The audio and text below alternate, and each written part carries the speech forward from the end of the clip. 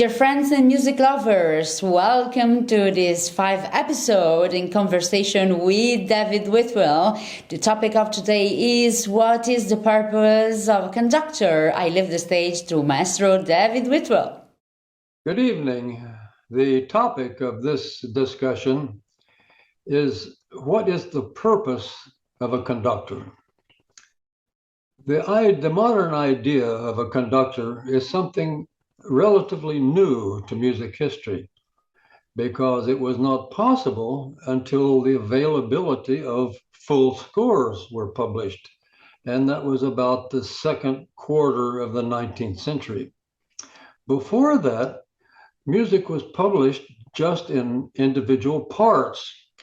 For example, the first real body of publication occurred in the end of the 16th century in Venice, publication of madrigals. Hundreds of madrigals were published, but they were published in what's called part books. And so if the performance was going to come from 6 madrigals by Gesualdo, and you're a tenor, you got a separate book of just the tenor parts of all 6 of those pieces. And you could only learn to perform it together just through practice, which is kind of amazing. And I'm sure all musicians have seen reproductions of earlier church music, manuscript, big manuscript pages where you see the separate parts, superius, altus, tenor. But if you were the singer, you looked at only your part on that page. And again, you could only learn to sing together just through trial and error and practice. And of course, in the late Middle Ages, these singers, the church singers, were more or less full-time jobs. And so they probably spent hours every day just starting at the beginning until they could learn by ear how the other parts were supposed to fit together. In any case, the modern conductor has a full score where he can help accomplish this. I think for today, for many of the members of the audience, they may think that the basic job of the conductor is just to keep everybody together. And in some cases, this is a very notable accomplishment. I remember once on an airplane, I sat next to a man who was a banker, a manager of a small branch of a bank. I think he had maybe 15 employees. And he was very concerned because he could never get these 15 people to do things together. And so when he saw at a concert a conductor conducting 70 or 100 people, and they're doing the smallest details perfectly together, this was very impressive to this banker compared to his daily experience. Well, I think for musicians today, they would certainly agree that this keeping people together is not the real purpose of conducting. But on the other hand, all the books on conducting, especially books on how to learn to be a conductor, they all devote a large section of the book to creating visual patterns of the meter. And so they say if the meter is in 4, then you're supposed to do the following. First beat is down, second beat is to the left, third beat is to the right. And of course, the implication of that in these books is if you don't do that, everything's going to fall apart. Well, I'm sure that's not true, but that's the impression that the book itself gives. Another similar thing has to do with dynamic markings. If you see in the score, suddenly everything is forte, loud, or suddenly everything is soft. Well, from an audience standpoint, if they're listening and suddenly everything is loud, if at that point they see the conductor jump up in the air or something, that's probably very impressive. But from a practical standpoint, the conductor really can have no effect on this unless he does these motions in advance. He has to show physically, here comes something loud or here comes something soft. Otherwise, if he's just jumping up and down exactly the same time as the music, it's just a form of dancing to the music. Another thing you often see is the conductor who spends all of his time cueing. By cueing, we mean indicating the first note of an entering part somewhere. And there's even a school of conducting in America where this is really emphasized. And you see conductors just in concerts, they're just constantly cueing things. Well, it gives the impression, I'm sure, to the audience that they know the score, they know but it's the wrong form of the score. They're showing, and in the process of doing all of this motion, the music gets lost. Now, my definition of conducting, the purpose of a conductor, is that he is the person who brings to the rehearsal or the concert all the things which are not on paper. And to this end, he must first decide whether this concert is going to be an entertainment concert or an aesthetic concert. And this is a subject that we have discussed previously on this series of discussions. But in terms of history, the weight is very much in favor of aesthetic music. There's very little discussion of entertainment music in music history books. And therefore, you find among comments among composers that really are rather strongly against entertainment music. Wagner, for example, wrote, "It is impossible for anything to be truly good if it is chosen in advance to be presented to an audience." And Robert Schumann, a great composer of the early 19th century, wrote, "Do not help spread bad compositions, but help to suppress them with all of your force."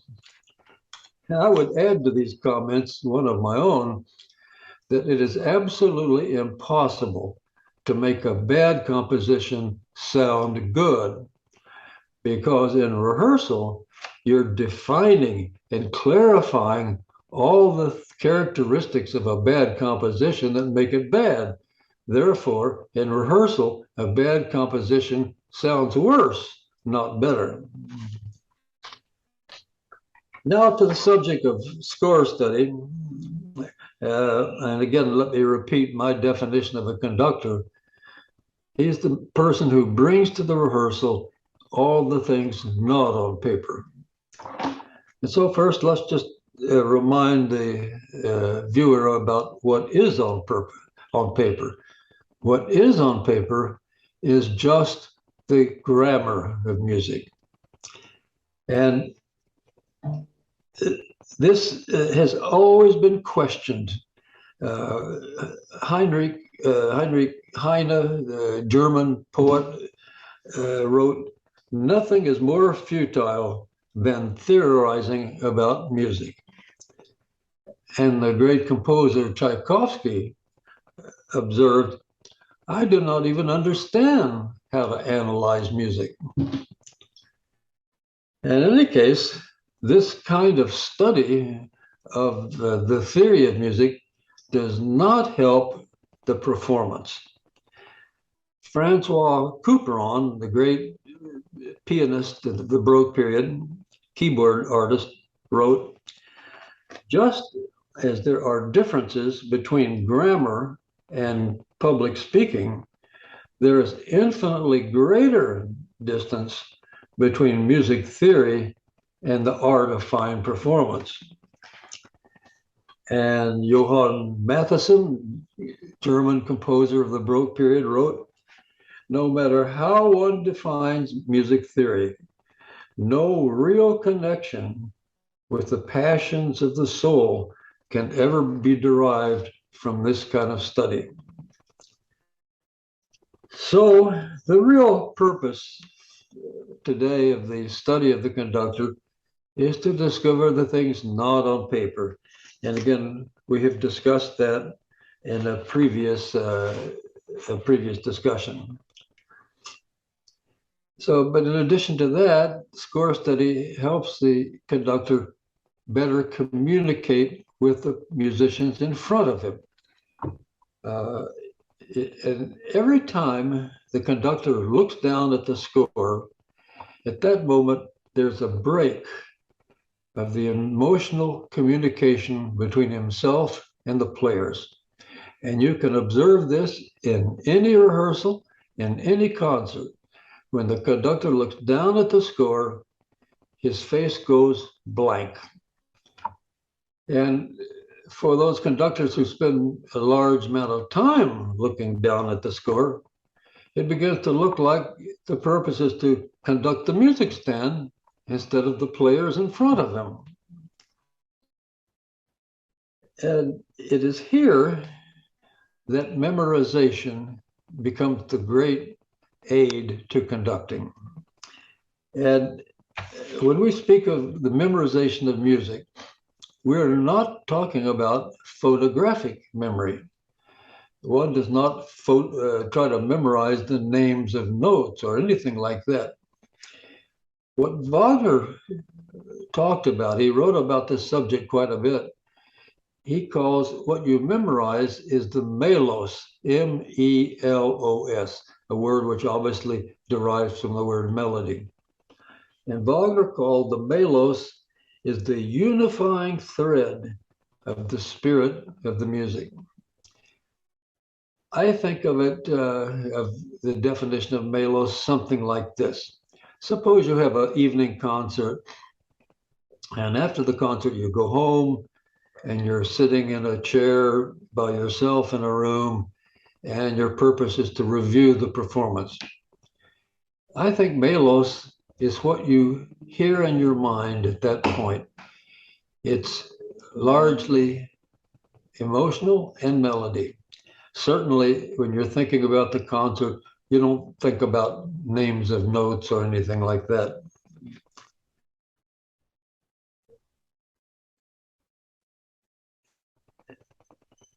The Warburg, composer and writer of 1749, described what I'm talking about. He says, it is the distilled essence of the emotions. And it's very appropriate that, that this kind of memorization occurs. The great Austrian conductor Bruno Walter said the object of study is to discover the soul of a composition, not the body of a composition. The highest goal of music study by conductors is what we call assimilation. You must become the music. Now, this is very easy to understand in the case of, let's say, a piano recital. A pianist is going to play a Beethoven sonata. Well, Beethoven is dead. He cannot communicate with anybody alive today, except through the information he left on the score. And so the pianist's job is not just to play the notes. The pianist's job is to become Beethoven in terms of the emotional qualities of the music. Otherwise, nothing would communicate with the listeners. Now, the first step in this kind of memorization was mentioned by a Baroque singer named Francesco Gimignani. And he wrote in 1749, the first thing is that you yourself must be inspired. Before you can inspire the players, you have to be inspired, much less inspire the audience. And this is very true. And it's also a wonderful check on the conductor's choice of repertoire. Because if he decides for some reason he needs to perform some piece of music, but he's not inspired by it, his performance is not going to be very successful. So Leonard Bernstein mentioned one time that after intense study, he becomes the composer.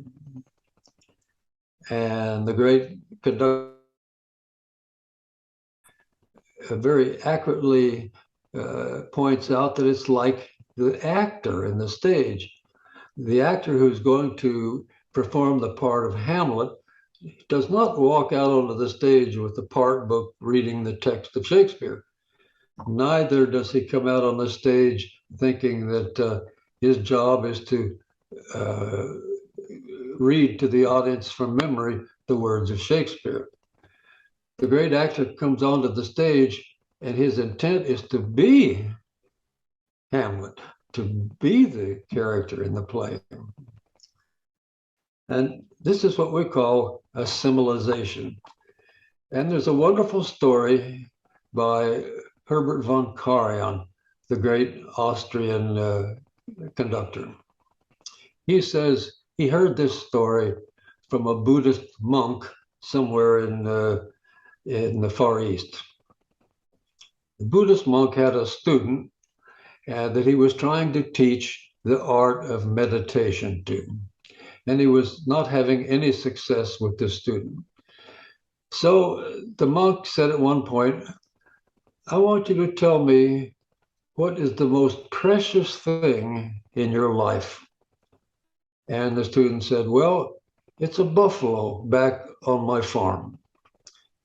And then the monk said, all right, I'm going to lock you in this room and I want you to meditate only on the buffalo until I come and get you.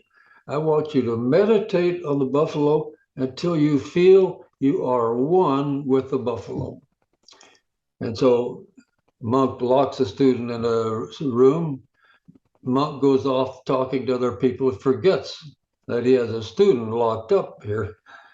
So he finally remembers, comes back, unlocks the door and says, are you okay in there? And the student says, yeah, I'm okay. And the monk says, well, you can come out now.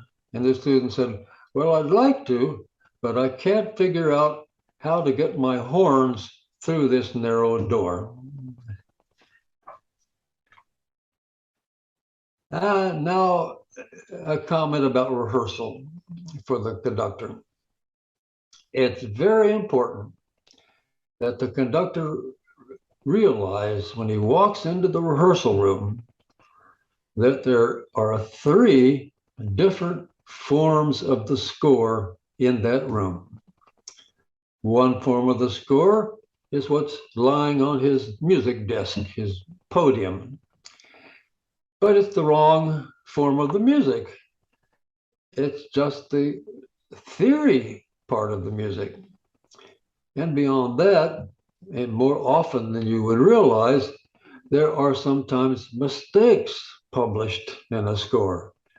And certainly, if his focus were just on this version of the score, he might be performing mistakes, which would be wrong. There's another form of the score in the rehearsal room, and that's the one you hear, what the form being played by the players. And in the case of student musicians, this is going to perhaps include wrong notes.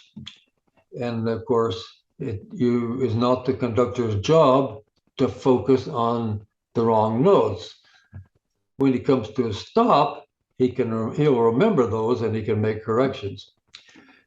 The third form of the score in the rehearsal room is the one in the conductor's head. And that's the one he conducts in rehearsal. He focuses only on that version of the score. And when he stops, he can correct mistakes and so forth. But when the music is going on, That's the form that he focuses on. And finally, a word about the conductor's role and purpose in the performance. Georg Schulte, one of the greatest of the recent conductors, made this comment about the goal of the performance. What the audience remembers is not the performance itself. What the audience remembers is whether the performance touched them, if it moved their emotions.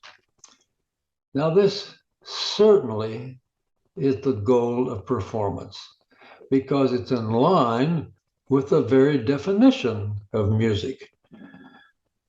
Nearly all philosophers over the past 1,000 years have agreed on this definition of music. Music is a special language which enables us to communicate feeling and emotions. And that surely should be the purpose of the concert. And that being the case, then surely that must be the purpose of the conductor. Thank you very much for your attention. Thank you to Maestro David Whitwell, as always, illuminating us with his beautiful discussions. For all the additional reference, you can consult David Whitwell books and the art of musical conducting. You can find all the information at the end of the video and in the post of Facebook. See you soon for the next episode in conversation with David Whitwell.